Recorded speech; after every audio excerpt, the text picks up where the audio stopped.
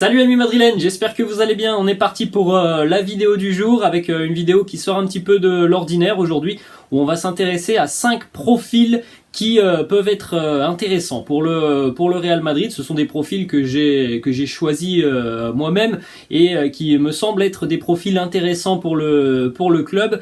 Je pense que du côté du Real, il y a besoin de quelques arrivées sur ce mercato. Alors je me suis déjà exprimé dans de nombreuses FAQ. Moi je pense qu'il faut un latéral droit, un milieu de terrain et pourquoi pas un ailier droit, voire un numéro 9. Donc on va regarder quelques profils aujourd'hui. Alors les amis, évidemment ce sont des profils pour certains qui sont suivis par le club, pour d'autres ce sont des profils que moi j'apprécie et que je pense que ce sont des profils qui pourraient être intéressants pour le Real Madrid. Alors évidemment aussi les amis, il faut prendre en compte que financièrement peut-être parce que il y a des dossiers qui seront compliqués et il faut aussi penser qu'il y a la possibilité de faire monter des joueurs de la Castilla pour renforcer l'effectif premier. Donc ça, ce sont des choses qu'il faut évidemment avoir en tête. Mais aujourd'hui, moi, je vais me concentrer sur 5 profils extérieurs au club, même si, voilà, on va regarder dans quelques instants, il y a un profil en défense qui peut être déjà au sein du club. En tout cas, ce sont des profils qui, pour moi, pourraient être des choix intéressants côté madrilène. Et on va démarrer, les amis, avec le premier visuel que vous avez juste à côté de moi. Je vous le dis d'ailleurs, les amis, les visuels là que vous avez juste à côté, c'est de ma propre création. Donc évidemment, voilà, vous pouvez avoir votre propre avis. J'ai inscrit à côté de moi sur ce petit visuel les principales qualités de ces joueurs. Et on en a parlé donc en milieu de semaine. Le Real qui risque de libérer Andriy Lunin, le deuxième gardien merengue, pour qu'il aille trouver un petit peu plus de temps de jeu. Et donc dans l'optique de trouver un remplaçant à Andriy Lunin, il y a la possibilité d'avoir David Ospina, et il y a aussi la possibilité d'engager un jeune gardien qui évolue aux États-Unis, à Chicago. On en a parlé tout au long de la semaine, Gabriel Slonina. Un profil très intéressant parce que c'est un gardien qui a 18 ans, qui est déjà international avec les États-Unis. Un profil quand même assez fou. À 18 ans déjà, le jeune garçon mesure 1m93. Et puis voilà quelques-unes de ses qualités. C'est quelqu'un qui est d'une agilité dans les buts assez incroyable. Il a de très bons réflexes. Il va notamment très vite au sol. Il est toujours bien positionné. Vous pouvez retrouver évidemment des vidéos sur YouTube. Donc voilà, il y a des bases de travail quand même très intéressantes à 18 ans pour ce jeune gardien. Et on en a parlé hier du côté de l'agent du joueur. On espère qu'il va pouvoir rejoindre le Real Madrid. Alors je ne sais pas si ça sera pour être la doublure de Thibaut Courtois, pour peut-être évoluer avec la Castilla. En tout cas, côté madrilène, c'est un profil qui peut être intéressant sur les prochaines années. Déjà de signer le joueur dans les prochaines semaines, ça serait intéressant. Après, quel sera son rôle? Ça, c'est une autre question. Il y aura peut-être, même si le Real signe le jeune Gabriel Slonina, il y aura peut-être tout de même l'arrivée d'un autre gardien plus expérimenté, comme on en avait parlé sur la chaîne, David Ospina. Mais en tout cas, le profil à 18 ans est tout de même très intéressant. On enchaîne les amis avec le deuxième profil. On a un joueur qui est déjà au Real, qui évolue avec la Castilla depuis quelques semaines. Donc il a terminé la saison avec la Castilla. Il me semble que Vinicius Tobias est arrivé, je crois, dans le courant du mois de mars ou fin février, si mes souvenirs sont bons.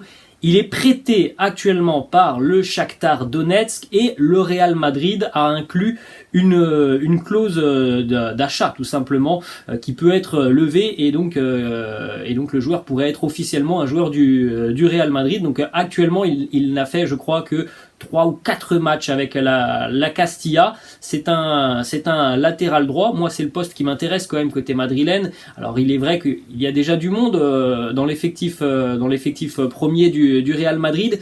Lucas Vazquez notamment, mais je trouve qu'en ce qui concerne le poste de latéral droit, on n'a pas quand même un joueur qui s'est véritablement imposer, et c'est un profil qui peut être intéressant. Alors il est vrai que le garçon manque tout de même d'expérience, mais c'est quelqu'un qui est très très dynamique sur son côté, gros volume de courses notamment, il répète les efforts sans cesse sur son côté, il a une très très bonne qualité de centre et une qualité offensive indéniable, c'est un très bon technicien.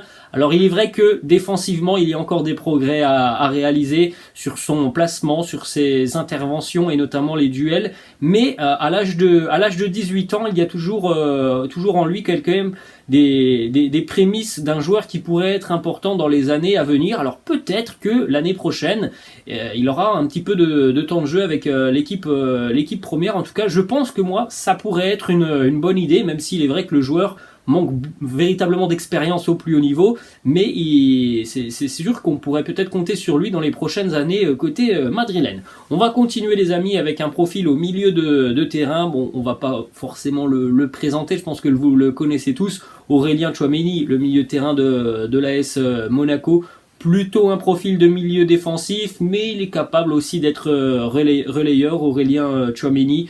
On sait d'ailleurs, hein, les amis, que le Real est en pleine négociation avec l'AS Monaco.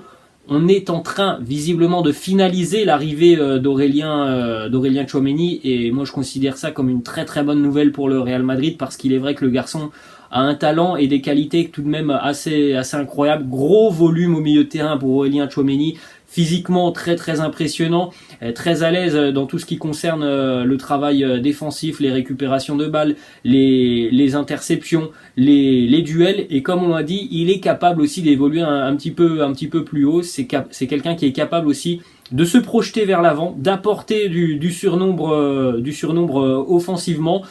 C'est un joueur qui est très doué aussi tout de même techniquement, qui a une bonne vision du jeu, qui a une bonne qualité de passe.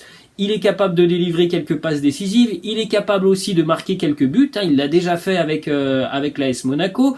Donc franchement un profil hyper complet au milieu de terrain, et vous le savez les amis, du côté de Madrid, on considère Aurélien Tchouaméni comme le successeur à Casemiro d'ici à quelques années. C'est pour ça hein, que le Real est en train de négocier très durement avec l'AS Monaco pour convaincre l'ASM, puisqu'on sait aussi hein, que le PSG est très intéressé. Mais voilà, c'est à l'heure actuelle, c'est véritablement la priorité du Real Madrid sur le mercato. Les autres dossiers, je pense, attendront tant que le dossier Tchouaméni ne sera pas finalisé et bouclé. On va continuer les amis avec deux profils pour le poste d'attaquant. Alors un profil en ce qui concerne le poste d'ailier droit, et puis un profil dans quelques instants, on en parlera pour le poste de numéro 9. En ce qui concerne le poste d'ailier droit, donc côté madrilène, on a la présence de Rodrigo et de Asensio. Alors Asensio, on ne sait pas s'il sera encore au club l'année prochaine. Parfois, bon, sur les dernières semaines, Carlo Ancelotti a utilisé Fede Valverde. Je pense surtout que c'était des choix tactiques de Carlo Ancelotti. Donc on peut véritablement considérer qu'on a deux purs ailiers droits qui sont Rodrigo et Asensio. Et dans le cas d'un départ d'Asensio, le Real se penchera évidemment sur l'arrivée d'un ailier droit. Plusieurs noms sont déjà cités. On a du Raheem Sterling, du Serge Gnabry. Je pense qu'on pourrait peut-être s'intéresser à Anthony, l'ailier de l'Ajax Amsterdam, qui peut être assez polyvalent aussi offensivement. Moi aujourd'hui, je vais vous parler de Riyad Mahrez, l'international algérien de Manchester City, qui a encore 1 an de contrat avec City. Donc c'est sûr que sur cet été, ça va être un dossier important, le dossier Riyad Mahrez. Est-ce qu'il va continuer ou est-ce qu'il va peut-être aller trouver un nouveau challenge? Riyad Mahrez qui a énormément progressé cette année, ça a été la meilleure année statistique de sa carrière, tout simplement du côté de Manchester City. Riyad Mahrez, on connaît évidemment une qualité technique très au-dessus de la moyenne, une faculté d'élimination qui est incroyable, un pied gauche qui est magnifique, il a une vision du jeu qui est assez folle, il est capable de délivrer des passes décisives, il est capable de trouver des intervalles avec son pied gauche qui sont absolument incroyables. C'est un joueur qui est très très créatif créatif sur son côté, et puis une nouvelle facette que l'on voyait un petit peu moins sur les saisons précédentes de Riyad Mahrez, c'est l'aspect de la finition. Cette année, Riyad Mahrez, il est devenu un véritable tueur devant le but. Il a énormément marqué avec Manchester City, donc c'est pour ça que je trouve que c'est un profil tout de même très intéressant, les amis, et c'est un profil qui est un petit peu différent de celui de Rodrigo. Rodrigo, véritablement dans la percussion. Riyad Mahrez, c'est la percussion, mais c'est aussi beaucoup plus que la percussion, donc c'est pour ça que je trouve que c'est un profil qui pourrait être intéressant. Les amis, je le rappelle, hein, voilà, ce ne sont que mes propres avis, mes propres opinions. Et on va terminer, les amis, donc cette vidéo avec le poste de numéro 9 pour suppléer Karim Benzema. Alors évidemment, les amis, c'est pas facile parce que le joueur qui, s'il y a un numéro 9 qui vient du côté du Real Madrid, il sait très bien que voilà, il va falloir passer derrière Karim, qu'il va falloir être patient, parce que on sait tous que Karim sera le numéro 9 l'année prochaine, mais du côté du Real, il faut aussi préparer l'avenir, et je pense à Darwin Núñez, le jeune attaquant uruguayen du Benfica Lisbonne, qui a rayonné cette saison, que ce soit en Liga portugaise, mais aussi en Ligue des Champions. C'est un attaquant qui a un profil aussi très très intéressant. Il est très doué. Très doué devant le but, hein. C'est un véritable finisseur. Darwin Núñez, il a le sens du but. Attaquant très puissant, il est en plus de ça très grand, hein. Darwin Núñez, c'est plus d'un mètre 90 me semble-t-il, ou à peu près 1m90. Il est très rapide malgré sa grande taille, très mobile, hein, parce que parfois on a des attaquants qui sont assez grands mais qui restent cantonnés dans leur surface de réparation. C'est pas du tout le style de Darwin Núñez, qui est capable véritablement de beaucoup bouger, de faire l'essuie-glace. Très à l'aise aussi dans les duels aériens, mais aussi dans la protection de balles. Donc un profil intéressant, et en plus de ça, voilà, c'est un Uruguayen, il a la grinta, il ne lâche rien, il est là toujours hargneux à aller faire le pressing. Donc c'est un profil, moi, que je trouve très très intéressant. Voilà, les amis, la fin de cette vidéo. Bon, j'espère que ça vous a plu, hein. C'était un concept un petit peu particulier et qui change de l'ordinaire. Bon, j'espère que ça vous a plu. N'hésitez pas à me laisser en commentaire, les amis, si ça vous a plu. N'hésitez pas non plus à me laisser en commentaire ce que vous pensez des 5 profils dont on vient de parler. Moi, je vous laisse, les amis, et je vous dis à la prochaine. Ciao.